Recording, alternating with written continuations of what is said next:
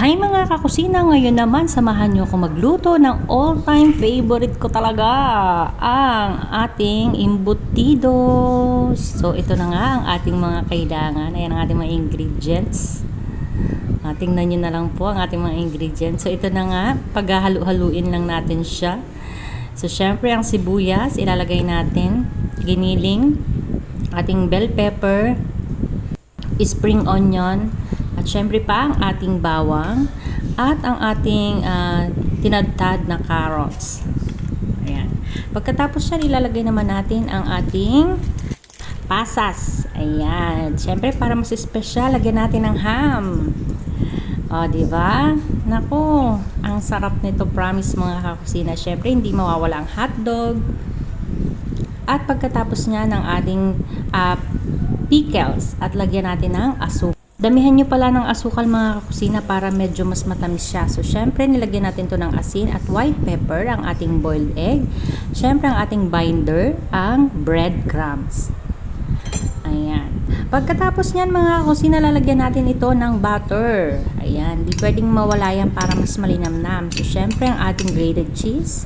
Syempre, dahil special. Dahil tayo lang naman ang kakain. So, pasarapin na natin at gawin natin special. At ang ating pepper. Ang ating paminta. Ayan. At syempre, pag-away-awayin lang muna natin yan dyan. Paghahalu-haluin natin siya. Pero bago ko makalimutan, lagyan muna natin ng 2 itlog. Ayan. Kasi magiging dry yan pag hindi natin nilagyan ng itlog. So, ayun na nga. Oras na para paghalu-haluin sila. Ayan. Hayaan mo silang mag-away-away dyan sa kaldero. And actually, konti lang yung nito, ginawa ko mga kusina. Pero ang dami nang nagawa kasi mahigit kalahating kilo lang yung giniling na baboy na binili ko. Kasi dito lang naman sa amin. So, ayan. Pero pag may handaan, syempre marami tayong gagawin ganito, no? So, ayan na.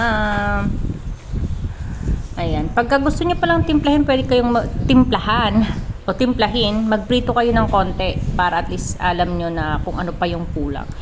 So, ito na nga. Ito, tayo ay magpa-flatten na at iro-roll na natin dito sa aluminum foil. Ayan. Diba? Ang reflection ng aluminum foil, pasensya na. So, ayan po. Tapos, syempre, lalagyan natin ng hotdog ulit. Para syempre pag slice natin mamaya, pagkaluto niya ay maganda sa presentation. Pang presentation lang talaga. So ayan, hotdog at boiled egg ilagay pagkatapos i-rolyo. Pagkatapos niyan, i-steam po natin siya ng mga 1 oras. Ayan, pagkatapos ng 1 oras natin ma-steam, ilalagay muna natin siya sa ref ng kahit mga 4 na oras bago natin ito prituhin or i-steam ulit para ulamin na. Bakit kailangan pa natin ilagay sa ref? Para po pag na-steam nyo or pag prinito nyo, pag in-slice nyo, hindi siya mag-hiwa-hiwalay. Ayan, ayan na siya. O, diba? Kagabi ko to in-steam, tapos nilagay ko muna siya sa ref, tapos ngayong umaga, morning na ngayon, pang-almusal at pang-baon na rin ang asawa ko sa trabaho. Ayan na siya. Diba? Umuusok pa. Diba? Siguro ko sa susunod dagdagan pa ng breadcrumbs ng konti. Ang sarap. So pag nagustuhan nyo po ang video ito mga kakusina, pa-like and share po. Thank you.